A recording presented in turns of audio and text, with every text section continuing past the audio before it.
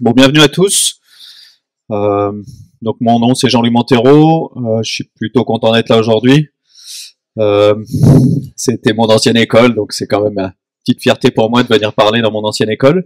Je suis aussi un Tourangeau natif, donc ça fait toujours plaisir de parler dans sa propre ville. Je suis plutôt habitué à aller parler un peu partout dans le monde, donc du coup pour une fois venir parler à une demi-heure de chez soi, c'est vraiment sympa. Je suis aussi plutôt fier de succéder à mon mentor qui a parlé juste avant. Je vais essayer de garder le même la même dynamique et puis de pas le décevoir. C'est un peu grâce à lui que je me suis mis à Java et puis que j'ai un petit peu pris goût un peu pris goût à la techno, et puis il faut dire qu'il m'a bien aidé. Voilà, donc je travaille pour une boîte qui se trouve en Californie qui s'appelle Tommy Tribe. Donc je travaille principalement en remote. Je fais beaucoup d'open source, ce qui m'amène à aller parler pas mal également sur des conférences internationales un peu partout. Et puis j'ai un background qui est plutôt middleware avec beaucoup de serveurs d'applications. J'ai travaillé sur des vieux serveurs d'applications à la WebLogic ou à la WebSphere, plutôt sur des trucs genre Tommy. Et puis aujourd'hui, je fais plutôt du Quarkus quasiment à temps plein. Mais ça me permet finalement d'avoir une vision relativement large du monde Java. Ce qui m'amène également ici aujourd'hui, c'est que dans le cadre de mes activités, je travaille aussi beaucoup avec, j'ai travaillé avec le monde Oracle dans le cadre des spécifications Java EE, donc JB et autres spécifications. Et puis depuis qu'on est chez Eclipse, je suis aussi pas mal impliqué dans toutes les spécifications Java dans le monde Eclipse. Et puis ma boîte Tommy Tribe a beaucoup participé au lancement de MicroProfile, donc je suis également très investi dans le sujet. Voilà, donc aujourd'hui je vais vous parler plutôt sécurité.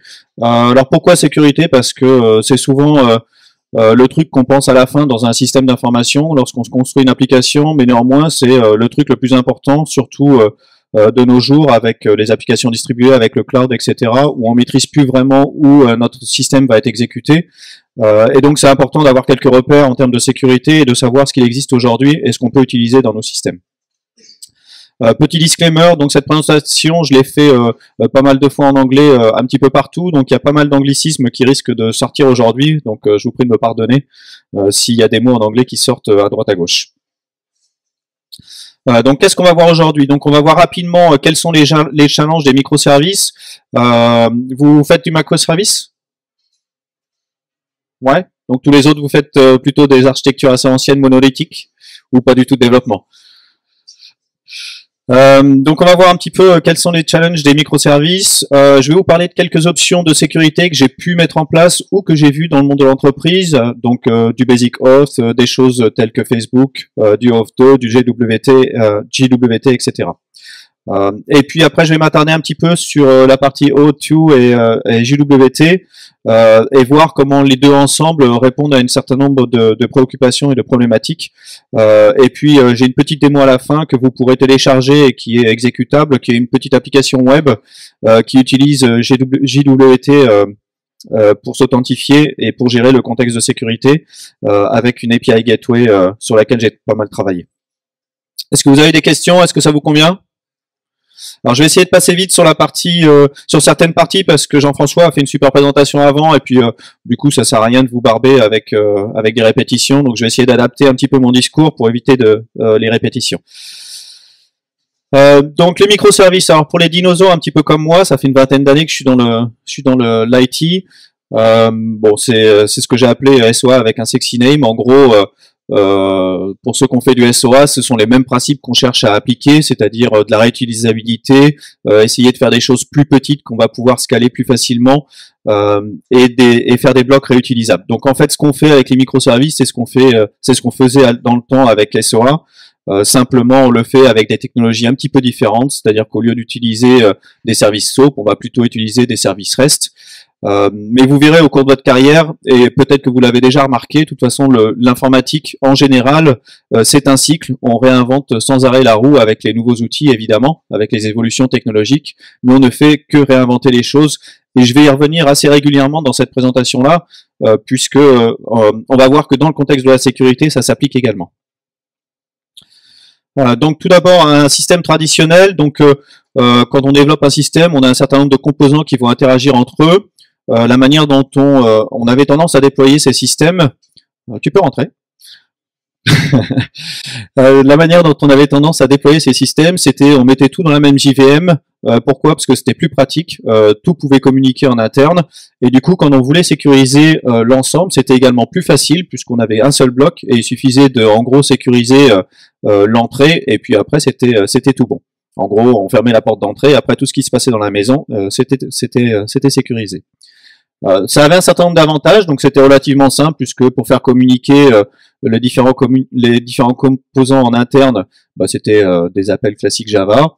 Et puis il y avait un côté simple également, c'était qu'à partir du moment où on voulait scaler tout ça, il suffisait de prendre tout le bloc et puis de le répliquer un certain nombre de fois. Alors évidemment, dans le contexte de l'écologie notamment, et puis dans le contexte de l'économie de ressources, c'est pas terrible puisque s'il y a un composant comme celui-ci qui est très utilisé alors que celui-ci n'est pas très utilisé, eh ben toute la mémoire engrangée par ce gros composant-là et les ressources vont être dupliquées même si on les utilise pas.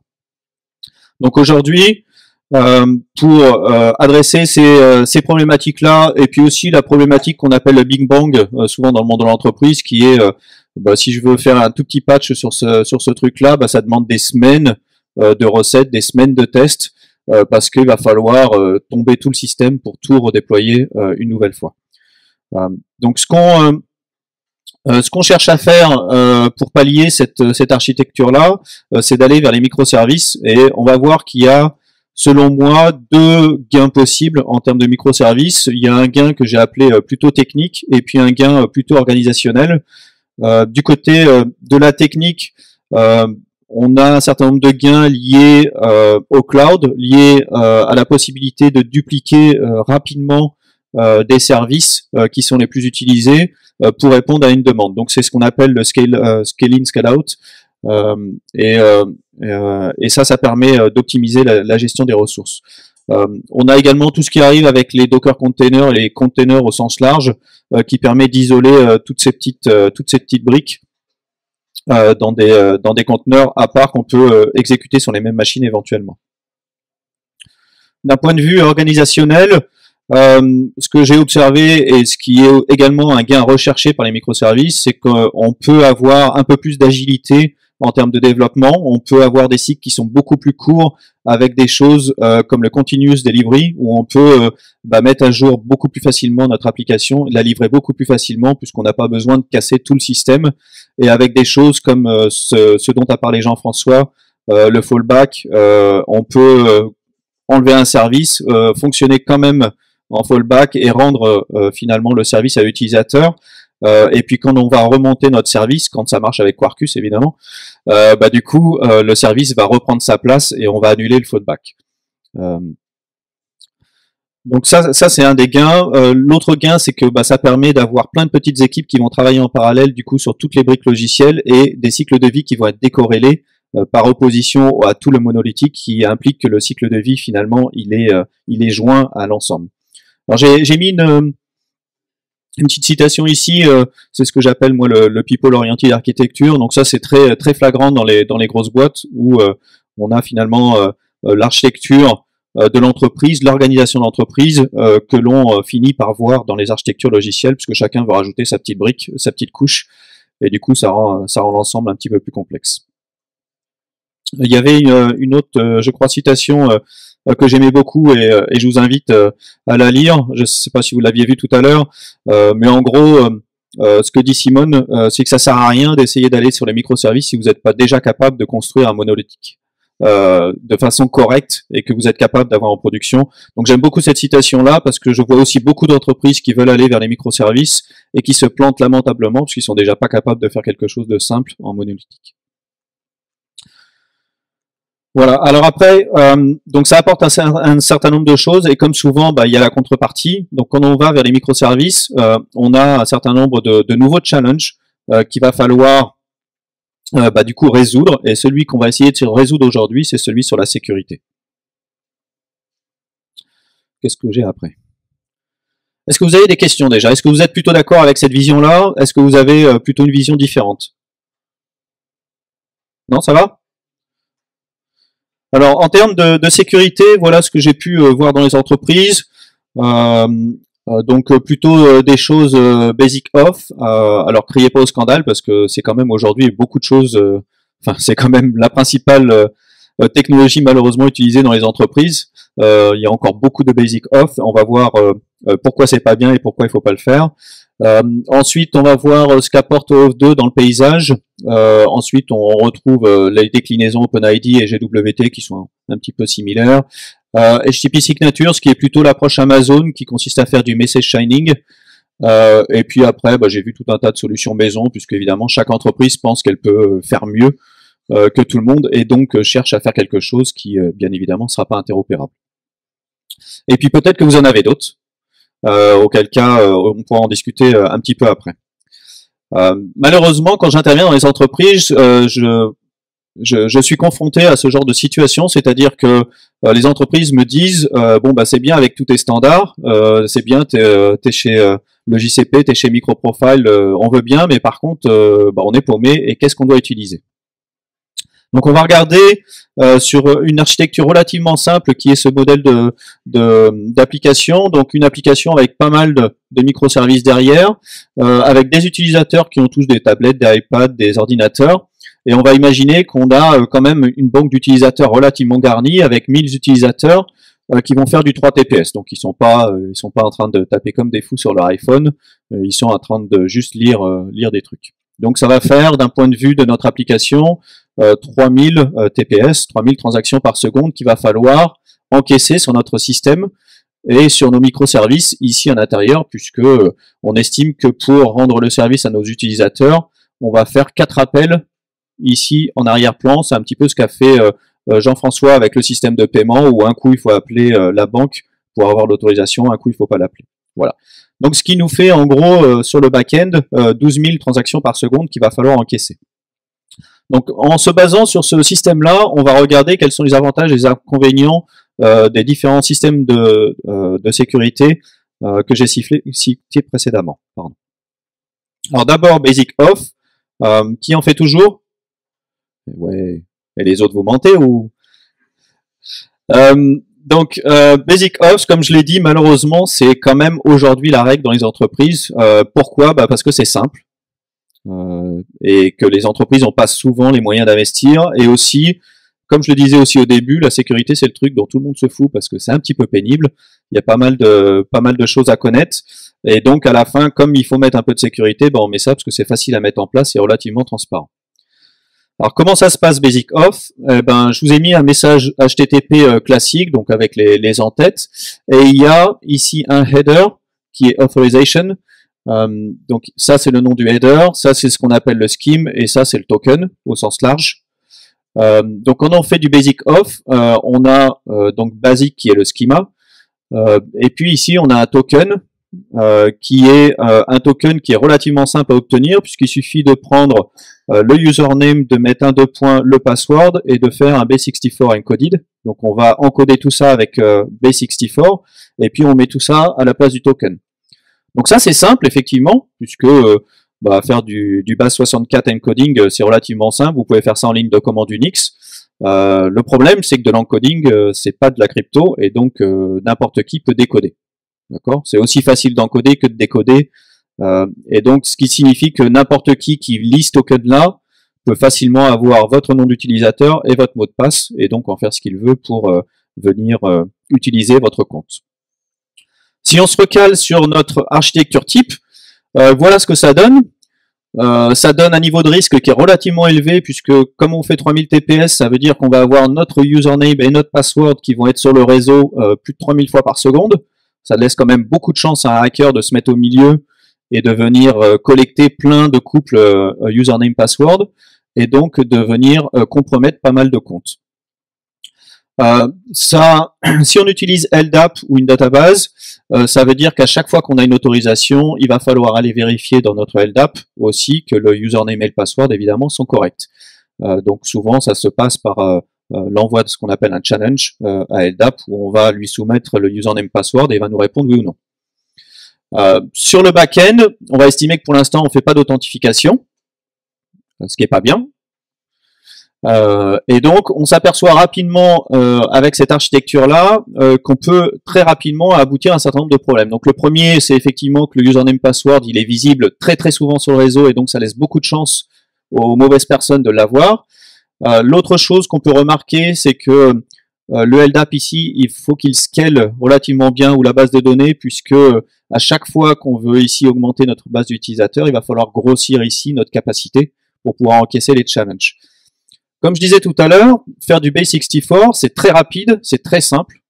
Ça veut dire que n'importe qui peut aller sur Amazon, faire spinner 100 instances Amazon et commencer à forger des couples username-password et donc faire du deny of service sur ce genre de truc-là. C'est extrêmement facile, ça prend 5 minutes et on fait tomber n'importe quel système.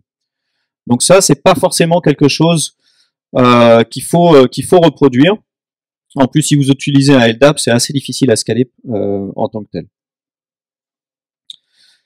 Si vous faites de l'authentification sur le back-end, comme vous devriez faire également, puisqu'on est dans un contexte microservice où tout le monde communique entre eux, donc il faut aussi sécuriser toutes les communications en interne, et ben on s'aperçoit que c'est encore pire sur notre LDAP, et là, à un moment donné, il va mourir.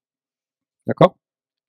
Est-ce qu'on est d'accord sur le fonctionnement de basique et sur les implications que ça a sur notre système et la manière dont on peut à la fois récupérer les username password et à la fois le faire tomber? Ouais.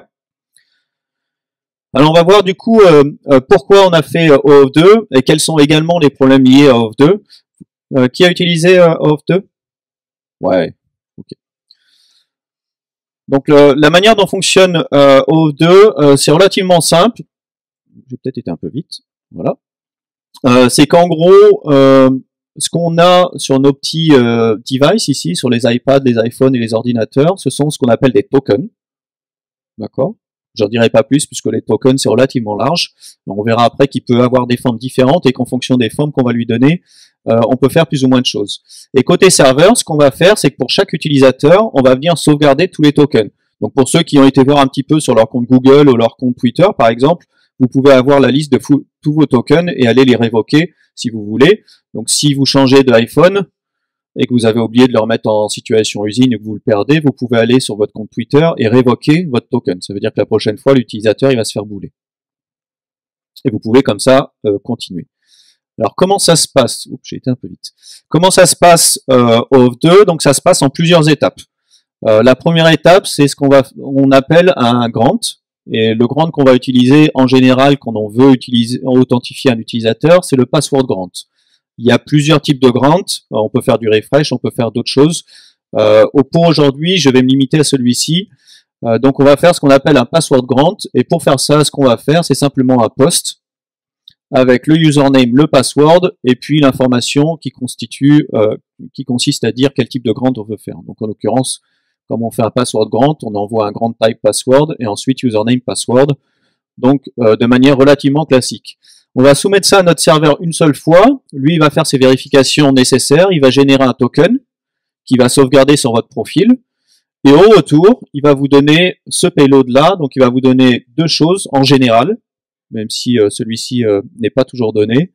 On va vous donner deux choses, l'access token et le refresh token. Les deux vont être sauvegardés sur votre device. Je reparlerai du refresh token tout à l'heure. Les deux vont être stockés sur votre device, si bien que maintenant, à chaque fois que vous voulez faire une requête HTTP, on va renvoyer notre token, cette fois en utilisant le schema bearer au lieu de basic, et on va envoyer notre token. Alors quand on fait ça, en fait, on résout un certain nombre de problèmes, et puis donc à chaque fois que vous faites des requêtes différentes, comme on voit là, on continue d'envoyer notre header. Jusqu'au moment où on a un 401, qu'est-ce qui se passe? Le token a expiré effectivement. Donc c'est là où on a parfois la fenêtre Google qui dit qu'il faut se réauthentifier parce que ça fait un petit moment que vous êtes authentifié. Donc pour faire ça, on va faire un deuxième type de grant qui est ce qu'on appelle le refresh grant. C'est là où on va réutiliser ce qu'on avait reçu tout à l'heure. On va dire à notre serveur en face, voilà le token que tu m'avais donné tout à l'heure, qui est un refresh token. Je t'envoie un grant type refresh token, et lui, dans le back-end, il va vérifier qu'il connaissait bien ce token-là, il va forger une nouvelle paire d'access token refresh token qui va vous renvoyer.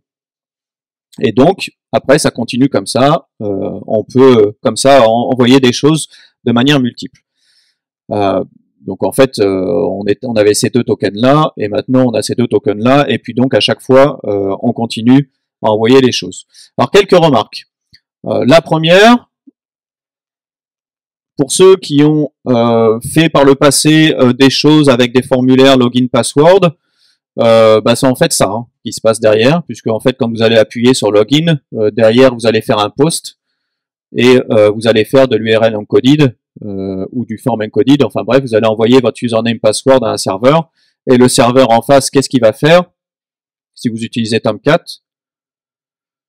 Il va faire ses vérifications, qui sont vos vérifications business, il va créer ce qu'on appelle un JSession ID, ou un truc de ce type-là, et il va vous renvoyer votre JSession ID. D'accord? Donc ce qu'on remarque sur cette architecture-là, c'est qu'en fait, avec OAuth2, on a changé le login, on a appelé ça un password grant, on a changé le JSession ID, on a appelé ça un access token, et on a la même chose. D'accord? Donc je vous parlais au début que dans le monde informatique, ce qu'on fait régulièrement, c'est qu'on réinvente la roue. Voilà une autre preuve. Donc quand on fait du OAuth2, en fait, on fait un simple formulaire informatique dans lequel, en face, on va générer un JSession ID qu'on renvoie au client, et après on demande au client de nous le renvoyer à chaque fois qu'il nous interroge. D'accord? Est-ce que vous voyez la similitude entre les deux? Ouais. Donc ça, c'est la première chose qu'on peut remarquer. Après, ce qu'on peut remarquer... Alors, du coup, j'avance. Ce qu'on peut remarquer, c'est que contrairement au JSession ID, et encore, ça dépend comment vous configurez votre Tomcat, le JSession ID, il a une durée de vie relativement limitée ici, ce qui est le access token, et il faut faire l'opération de refresh de manière régulière. Encore une fois, ça dépend comment vous configurez votre Tomcat, puisque en fait, on fait également la même chose avec Tomcat. Mais du coup, ce qu'on a avec OAuth2, c'est les mêmes problématiques qu'avec Tomcat pour ceux qui ont cherché à avoir une application et à la faire scaler. C'est-à-dire qu'à un moment, on se retrouve ici avec notre backend qui a beaucoup de JSession ID qui sont en fait une entrée dans une map, et votre contexte qui est la valeur dans la map. Et il va falloir la scaler. Il va falloir la scaler, et ça c'est quelque chose qui est en général difficile pour ceux qui ont déjà fait des gros déploiements de Tomcat, puisque ça vit beaucoup, et donc c'est assez difficile à venir dupliquer sur des instances différentes. Par contre, on y voit un certain nombre d'avantages. Donc le premier, c'est que par rapport à tout à l'heure, comme on envoie un token qui est l'équivalent du JSession ID, ça n'a rien à voir avec votre username, ça n'a rien à voir avec votre password. Donc si quelqu'un est au milieu et le vole, il n'a pas vos informations username et password. En fait, par rapport à notre schéma de tout à l'heure, au lieu d'envoyer 3000 fois notre username password sous forme de token, on va l'envoyer une seule fois quand on fait l'authentification, et après on envoie un token qui ne correspond à rien, globalement. Donc ça facilite un petit peu les choses, parce que ça va compliquer la tâche du hacker. Il va falloir vraiment qu'il intercepte les bonnes requêtes pour avoir votre username et password. Mais ça, j'ai envie de dire, à un moment, il va bien falloir quand même l'envoyer, votre username et password. Donc il y a un moment, il faut bien quand même s'authentifier. Et donc ça, c'est les problématiques que j'évoquais tout à l'heure. Donc, ce qu'on a fait, c'est qu'en fait, on a généré ce qu'on appelle des passwords à durée de vie limitée, qui sont les access tokens, et on les rafraîchit de manière régulière. Donc, par rapport à ce que je disais tout à l'heure, en fait, on a quelque chose qui est très similaire à ce qu'on faisait avant. L'opération de grant, c'est ce qu'on faisait avant avec un login, et l'opération de token, quand on le reçoit du serveur, c'est ce qu'on faisait avant, finalement, avec les sessions Tomcat. J'ai un petit jugement de valeur ici, c'est un petit peu moins pire, disons, que les mots de passe, mais c'est aussi pourri que ce qu'on faisait avec Tomcat, finalement. On n'a rien réinventé de nouveau, on est juste 20 ans plus tard que Tomcat. Alors sur notre architecture, si on y revient très rapidement, donc on va faire que 1000 authentifications par jour si on estime que notre access token il est valide pendant notre authentification, elle est valide que pendant une journée, et ensuite on continue d'envoyer juste nos tokens. Donc sur notre backend ici, la problématique reste la même. On a toujours quand même un flux relativement important où il va falloir venir vérifier que notre token existe et qu'il est valide. Donc on a résolu une première part du problème qui était de ne plus avoir notre username mot de passe. Par contre, on n'a pas résolu ce problème de scalabilité là. Et d'autant plus, si on fait de l'authentification dans le back-end, on a toujours ici notre problématique. Alors, c'est plus un LDAP, c'est une base de données parce qu'on va sauvegarder plein de tokens pour un utilisateur et qu'en général, on fait ça dans une base de données. Mais on a les mêmes problématiques de scalabilité sur cet aspect-là. Et donc, on a également les mêmes problématiques de risque, c'est-à-dire que n'importe qui peut forger des tokens tout pourris et venir faire tomber votre base de données très facilement. D'accord ?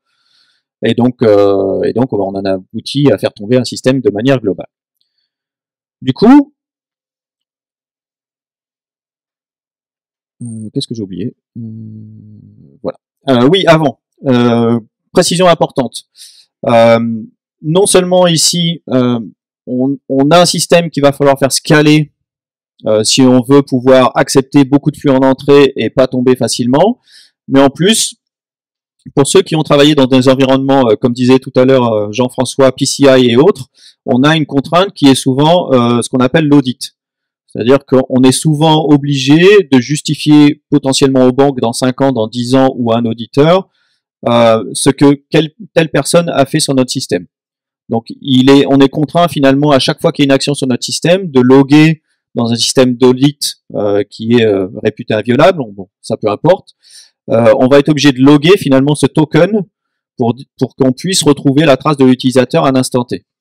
Ça veut dire que globalement, avec des tokens qui sont valides une demi-heure, eh bien on va générer beaucoup de tokens et il va falloir les garder de manière infinie, puisqu'il va falloir pouvoir justifier dans 5 ans, par exemple, qui a fait telle action.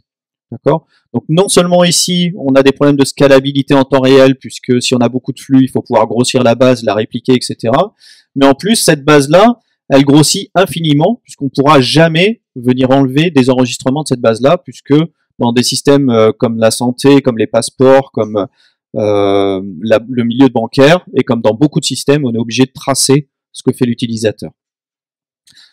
Donc on va regarder maintenant une alternative, ou plutôt une version 2, enfin vous appelez ça comme vous voulez. On va voir en fait ce qu'on peut obtenir comme gain si on utilise le même protocole OAuth2, mais au lieu d'utiliser un token qui est un token, ce qu'on appelle blind token, c'est-à-dire un token qui est une chaîne générée mais qui correspond à rien, on va regarder ce que on peut faire si au lieu d'utiliser ce blind token là, on utilise du JWT. Est-ce que vous savez ce que c'est JWT? Ouais, super. Bon, du coup, je vais aller plus vite. Donc, en gros, JWT, c'est un morceau de JSON qui est composé d'un header, d'un body et en général d'une signature. Tout dépend de l'utilisation, mais dans le contexte de la sécurité, il est toujours signé de manière à ce qu'on soit sûr qu'il soit pas violé ou pas changé en cours de route. On peut utiliser encore une fois du JSON Web Token, pas forcément pour de la sécurité, et donc il n'a pas forcément besoin d'être signé. On a un certain nombre de choses qui sont intéressantes dans JWT. D'une part, donc pour les vieux dinosaures comme moi, c'est un peu comme SAML, mais globalement, il y a des choses intéressantes comme le built-in expiration, la possibilité de le signer, et une possibilité de le crypter aussi, c'est-à-dire que si on veut que l'utilisateur potentiellement ne puisse pas savoir ce qu'il y a dans ce token-là, on peut le crypter, et dans ce cas-là, il n'y a que le serveur qui pourra le décrypter et donc avoir les informations. Donc ce qu'on avait avant, c'était, comme je l'ai dit tout à l'heure, un blind token. Donc c'est une chaîne générée qui correspond à rien, mais qui oblige le serveur à avoir en permanence ce pointeur qui correspond ou qui pointe sur le profil utilisateur. Ce qu'on a maintenant, c'est quelque chose de plus simple, comme vous pouvez le voir, qui est en gros un gros token, d'accord? Alors oui, ça peut paraître beaucoup plus complexe. En réalité, on va voir que ça simplifie beaucoup un certain nombre de préoccupations. Donc, on fonctionne toujours avec OAuth2, sauf que notre token, il est plus tout petit, mais il devient très gros. Alors, les couleurs que j'ai mis, c'est pour qu'on puisse repérer très facilement le header, qui est séparé avec un point du body, qui est en jaune, qui est séparé avec un point de la signature. D'accord? Donc, ces trois morceaux-là, vous pouvez faire du B64 decode, et si vous le décodez, vous obtenez quelque chose qui est finalement deux morceaux de JSON, et ça, c'est la signature. Donc, il y a une signature digitale qui peut utiliser un algorithme symétrique ou un algorithme asymétrique, donc du RSA ou autre chose, en général du RSA.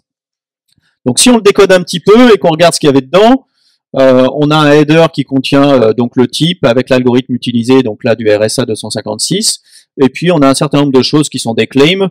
Donc là aussi c'est un nouveau nom, mais en gros un claim c'est clé valeur. D'accord, mais ils ont trouvé ça sexy d'appeler ça des claims. Mais bon, globalement on a clé valeur et c'est une map.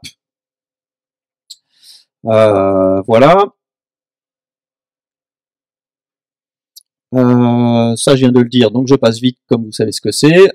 Donc, comme je disais précédemment, c'est un changement relativement faible puisque le protocole OAuth2 va rester le même. Donc, on va juste changer le token, mais on va voir que ça a un impact relativement important sur notre système. Donc, si on récapitule ce qu'on avait tout à l'heure, on avait en gros le client qui gardait l'access token que j'ai appelé un pointeur, et le serveur qui gardait l'état, c'est-à-dire le profil et le contexte de sécurité, côté serveur. D'accord? Et à chaque fois qu'on faisait des requêtes, on envoyait le pointeur, et le serveur s'occupait de vérifier que ce pointeur il existait dans sa base de données. Maintenant, si on utilise JWT, qu'est-ce qui se passe? Donc en gros, quand il y a une authentification qui est faite, on va forger un ensemble de clés valeurs, donc la map qui constitue le JSON, la partie jaune, le body. On va signer ça avec une clé dont le serveur va garder bien entendu la clé privée puisqu'on utilise ici du RSA. Ça veut dire que c'est un algorithme asymétrique, clé privée, clé publique. Vous avez des connaissances cryptographie un petit peu? Ouais. Donc en gros, l'idée d'un algorithme asymétrique comme RSA, c'est que celui qui a la clé privée, il peut faire les signatures. Tous ceux qui vont avoir les clés publiques peuvent vérifier que la signature existe, mais en aucun cas ils peuvent recalculer une signature. C'est l'idée de l'algorithme RSA en gros. Donc la clé privée, on se la garde bien au chaud côté serveur, surtout on ne la diffuse pas. Par contre, on peut donner plein de clés publiques à nos utilisateurs qui vont être ici, qui vont pouvoir vérifier que notre token il est valide.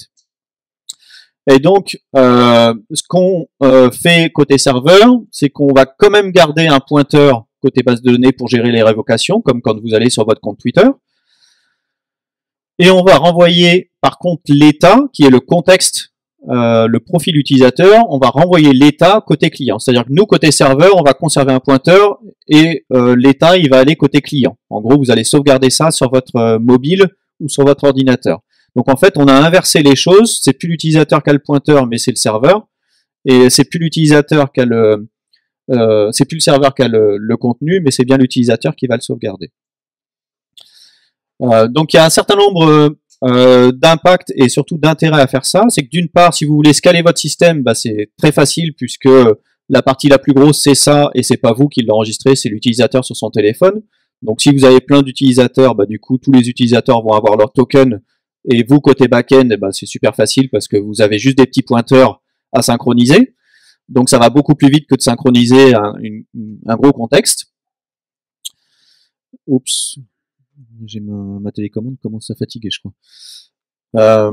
Et donc, sur notre architecture, qu'est-ce que ça donne maintenant? Donc, ce que ça donne, c'est que tous les devices, ils vont avoir cet access token qui va être en fait notre contexte, notre JSON, comme tout à l'heure. Côté serveur, on va avoir notre base de données avec nos pointeurs, comme tout à l'heure, sauf que tout à l'heure, on avait le contexte. Et donc, à chaque fois qu'on va faire une phase d'authentification, au lieu d'avoir un tout petit token qui est un blind token, on va renvoyer à l'utilisateur tout le contexte et nous on se contente de sauvegarder que le pointeur. D'accord? Je passe très vite là-dessus puisqu'en fait c'est exactement comme tout à l'heure, sauf qu'on inverse les rôles, nous on garde le pointeur, lui il garde tout le truc à sauvegarder. Quand on fait du OAuth2 avec JWT, on fait du OAuth2 classique, sauf que le token il est un petit peu plus gros ici. D'accord? Ça c'est un trade-off en quelque sorte. Puisque finalement, pour pouvoir gagner en scalabilité et en sécurité et tout ça côté serveur, le coût à payer, c'est que finalement sur le réseau, on va avoir un impact un peu plus important. Ça reste, on n'est pas censé mettre toute notre vie dans le token, on est censé juste mettre le profil utilisateur avec éventuellement ses rôles, ses permissions et quelques autres informations. On n'est pas censé avoir un truc énorme. Du coup, est-ce que ça vous rappelle quelque chose tout ça? Parce que là, on a finalement encore réinventé quelque chose. D'accord? Quand vous allez sur des sites web aujourd'hui, souvent vous avez une petite pop-up maintenant qui vous dit est-ce que vous autorisez les cookies à être sauvegardés sur votre ordinateur? Ça, c'est un cookie.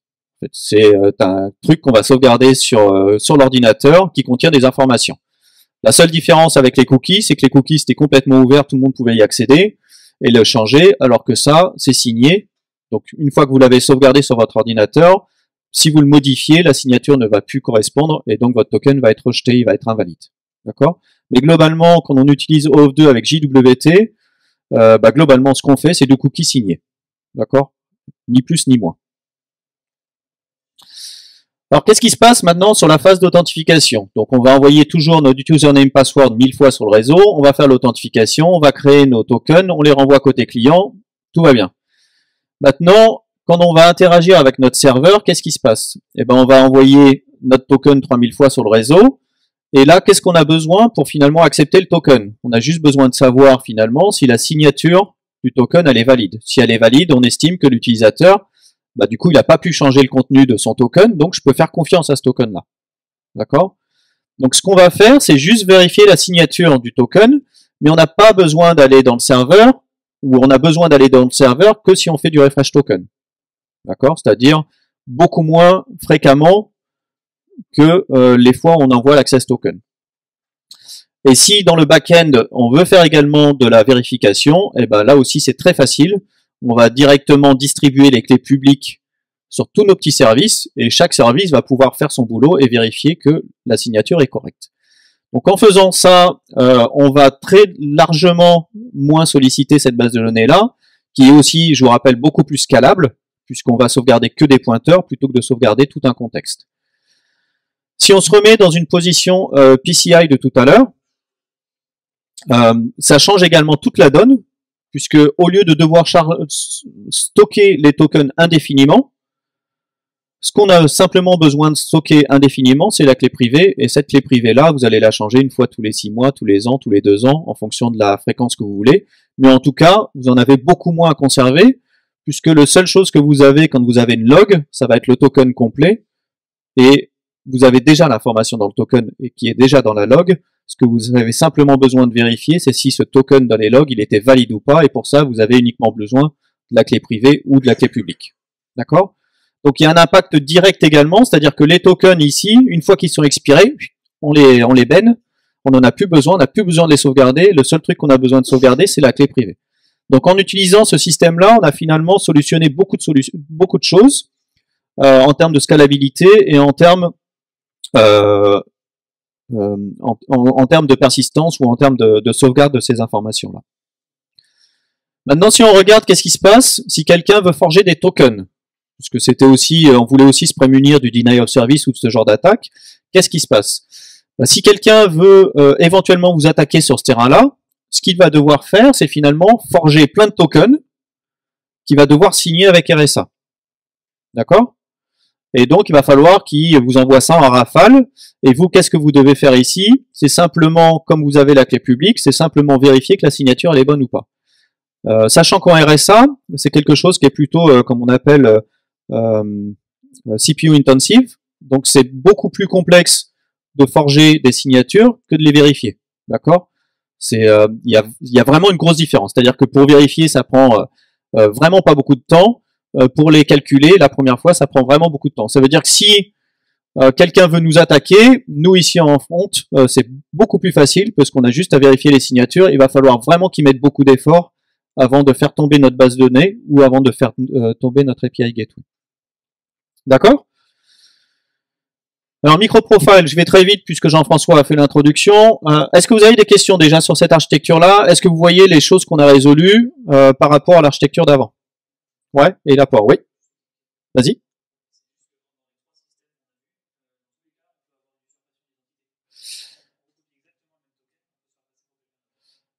Oui, si tu piques le token, tu peux te faire passer pour quelqu'un d'autre, absolument. Ouais. Sauf que le token, c'est censé être un short-lived token, donc quelque chose qui expire très rapidement. Donc on estime que finalement le risque il est relativement faible puisque quelqu'un qui te pique ton token, il pourra usurper ton identité que pendant une durée très très faible. Mais effectivement, le risque est le même. De ce point de vue-là, on n'a pas solutionné. Oui. Oui. Ouais. Ouais, sur certains serveurs d'application. Ouais, je sais qu'il y a aussi certains serveurs qui limitent la taille des headers. Donc, si vous mettez toute votre vie dans le token, Nginx par exemple, il va vous jeter parce que lui, il gère des headers de relativement restreints. Alors, MicroProfile, je vais aller très très vite. Donc, ça a environ 3 ans. Ça s'est hosté sur la fondation Eclipse. Il y a beaucoup de discussions en ce moment puisque Eclipse voudrait merger ça avec Jakarta. Et il y a des entreprises comme nous qui avons participé finalement à MicroProfile qui ne sont pas d'accord puisque on veut que MicroProfile reste finalement un bassin d'innovation où on peut aller beaucoup plus vite que ce que fait Jakarta. Donc il y a beaucoup de discussions et d'animation en ce moment. Je vous invite à aller lire si vous voulez. Je vais passer très vite là-dessus parce que Jean-François, tu l'as présenté juste avant. Le pourquoi Jean-François en a parlé. En gros, Java EE c'est devenu très très gros. Il y avait beaucoup moins d'innovation et les cycles de release étaient très très longs. Du coup, on s'est dit il faut faire quelque chose de spécifique pour le cloud où le besoin est maintenant, où on a besoin de choses qui sont time to market, où on a besoin de release très rapide. Et donc, c'est pour ça qu'on a créé MicroProfile. Je vous la fais rapide. Voilà, juste un petit mot. Donc, MicroProfile, c'est pas Jakarta EE. En ce moment, ils veulent fusionner les deux. On se bat pour que ce soit pas le cas. Et j'espère qu'on aura gain de cause. Voilà. Alors les différents acteurs, nous notamment, mais vous voyez que finalement c'est relativement bien réparti avec beaucoup de grosses sociétés comme IBM, Microsoft ou Oracle, et puis des petits acteurs comme nous, comme Payara ou comme même des communautés open source. Les implémentations, bref, on en arrive à MicroProfile JWT, qui est en fait une implémentation qui permet de faciliter l'intégration de JWT dans vos microservices. En fait, quasiment tout est transparent. Vous avez juste à finalement mettre vos annotations dans votre code pour déclencher la vérification et ensuite à fournir les clés que vous avez besoin pour vérifier les signatures et ensuite tout fonctionne out of the box. Donc, qu'est-ce que propose cette spec-là? Elle propose un certain nombre de choses. Donc, de faire la vérification du token pour vous. Donc, vous lui donnez les clés et puis à chaque fois qu'il y a une requête qui arrive, elle va faire les vérifications. Elle va vous fournir un moyen aussi d'aller lire ce qu'il y a dans ce token-là et d'en extraire les informations très rapidement. Donc, vous pouvez faire un @inject avec le @claim et lui donner le nom de la claim, donc l'email par exemple, et vous allez avoir tout ça. Ça fournit un moyen aussi de faire de l'access control. Donc, si vous avez des rôles dans le token, ce qui est souvent le cas, vous pouvez aller vérifier que tel utilisateur a le droit de faire telle ou telle chose. Et puis, vous pouvez le propager donc à d'autres systèmes. Il me reste 7 minutes. Est-ce que vous avez des questions sur MicroProfile ou est-ce que je passe à la démo et je commente en même temps sur le code? La démo? Ok, c'est parti. Il me reste 7 minutes. Comment je suis en recopie? Recopie, est-ce que c'est mieux comme ça? Yes. Alors, j'ai un petit projet. Tac, ça c'est la mauvaise fenêtre. Déjà plusieurs choses ou plusieurs pointeurs si j'ai pas le temps d'aller au bout. Vous pouvez, si vous avez une photo à prendre, il faut la prendre maintenant. En gros, c'est le lien GitHub vers la petite application que vous pouvez télécharger. Il faut que je mette à jour certaines librairies d'ailleurs. La petite application que vous pouvez cloner. Il y a le petit README qui explique comment le faire tourner. Il y a tout le code dedans, donc n'hésitez pas si vous voulez faire des petits tests et que j'ai pas le temps de tout expliquer. Tac.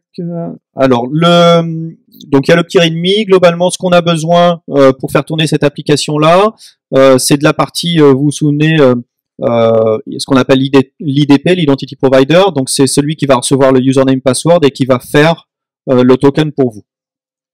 Donc, pour faire ça, j'ai utilisé une API Gateway que j'ai pris soin de démarrer avant au-dessous pour qu'elle soit prête, qui est une API Gateway sur laquelle j'ai pas mal travaillé par le passé. Localhost 2.80, je crois que c'est ça.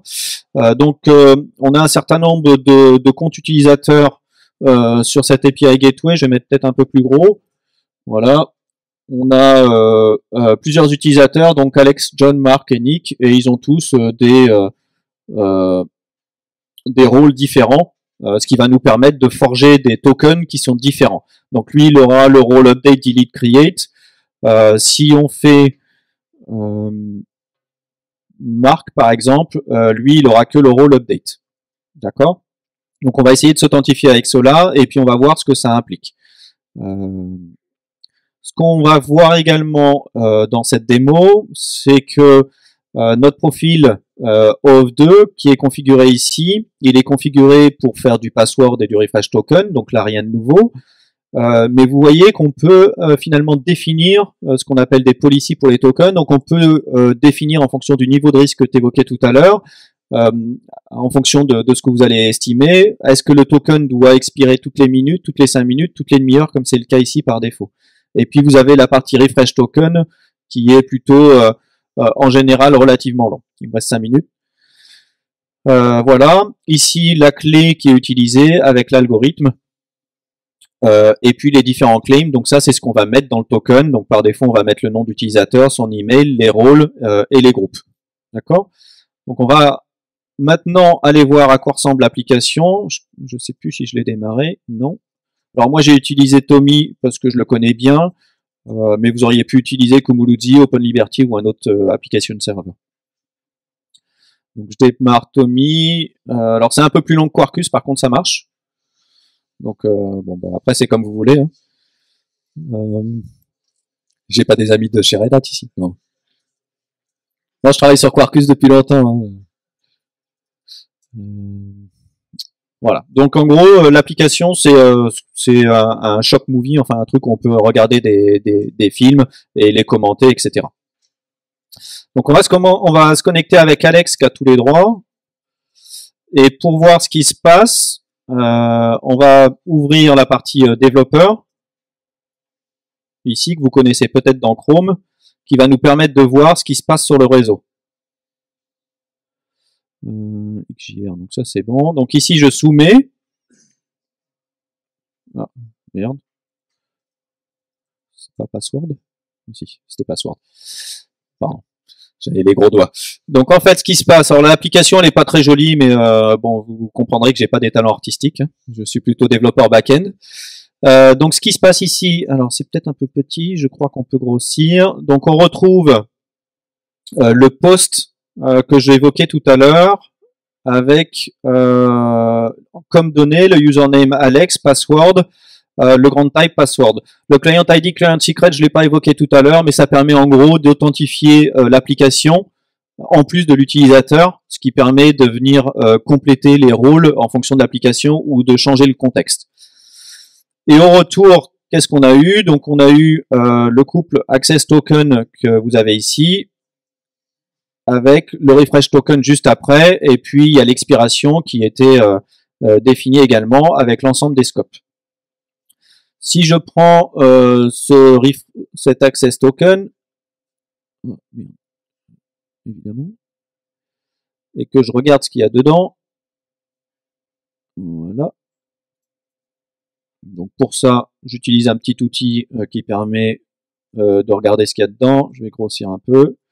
Donc on retrouve nos trois éléments du token GWT, la partie header avec l'algorithme, le type, le key ID utilisé, et puis un certain nombre de choses dont les rôles de l'utilisateur, donc create, update, delete, et puis ici un certain nombre d'informations qui étaient dans le profil utilisateur. Voilà. Et donc après, à partir du moment où on navigue sur notre application, donc ici on a des movies avec des noms d'utilisateurs, avec des commentaires utilisateurs, on peut mettre nos propres commentaires. Donc là j'ai utilisé Java Faker, mais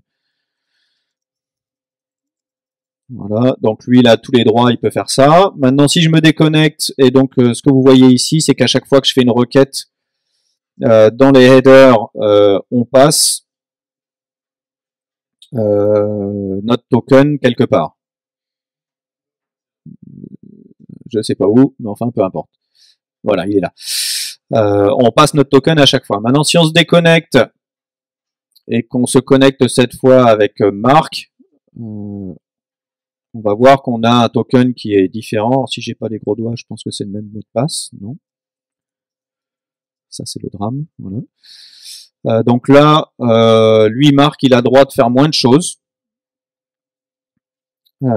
Puisque on va voir qu'il a un token qui est plus restreint.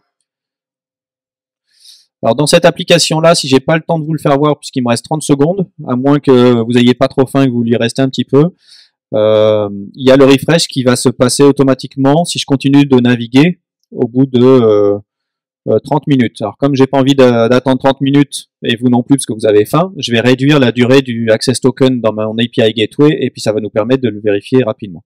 Donc là vous voyez que le token qu'on a forgé finalement il a moins de rôle, donc l'utilisateur pourra faire moins de choses. Alors si je retourne maintenant ici et que au lieu de mettre 30 minutes je mets 30 secondes, je sais pas si je peux faire si court. Ouais. Non. Ah, je l'ai supprimé. Je vais faire une minute. Ok. Je m'enlève. Je reprends Alex. Et là, on va voir que notre token, maintenant, il a une durée de vie qui est beaucoup plus courte. Et que si je continue de naviguer sur mon application, au bout d'un moment, je vais avoir le 401. Et donc, mon application va automatiquement appeler le refresh token. Donc là, l'expiration date, il est beaucoup plus court que précédemment. Donc là, si je continue de naviguer, donc sur mon appli, je vais faire ça. Là, je vais aller dans les pages éventuellement. Et normalement, au bout d'un moment, si j'ai pas fait de bug dans mon JavaScript, on devrait récupérer notre 401 et avoir notre refresh token qui arrive automatiquement. Allez. Et une minute, c'est long quand on attend. Qu'on se le dise. Est-ce que vous avez des questions le temps que ça passe? Oui, allez-y.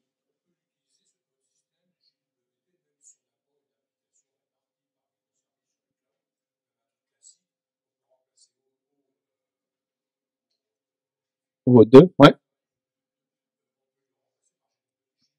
Tout à fait. Non, quasiment aujourd'hui, toutes les systèmes d'authentification supportent O2 avec JWT. Forger un JWT, il y a beaucoup de petites API et c'est très très simple à faire. Donc non, ça demande pas un effort colossal.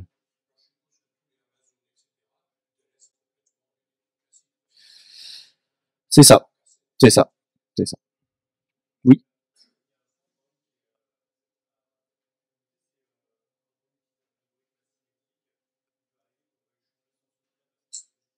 Ouais.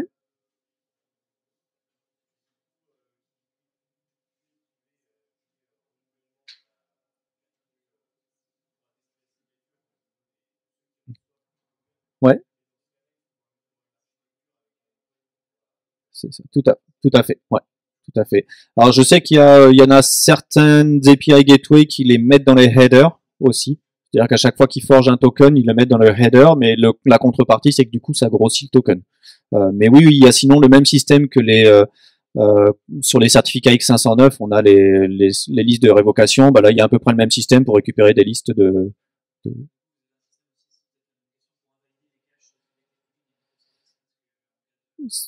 C'est ça, c'est ça. Il y a des systèmes de révocation comme les certificats X509, tout à fait. Et sur des systèmes en général comme les API Gateway, celle-ci par exemple, on a donc les systèmes de clés qui sont valides pour 6 mois, on peut les cumuler en général, avoir des périodes de recouvrement pour que le système puisse passer d'une clé à une autre. Donc on peut forger des clés relativement facilement et faire en sorte qu'elles se recouvrent. C'est-à-dire qu'ici on peut rajouter plein de clés et elles vont se recouvrir automatiquement. Voilà, bon du coup c'est terminé, j'ai ma liste des refresh tokens aussi, donc j'aurais pu, comme vous voyez, les supprimer, et du coup l'utilisateur, non seulement il peut plus s'authentifier, il peut plus faire de refresh, mais il est obligé de repasser par la case authentification. Voilà, bon bah écoutez, c'est terminé pour aujourd'hui, je vous remercie en tout cas.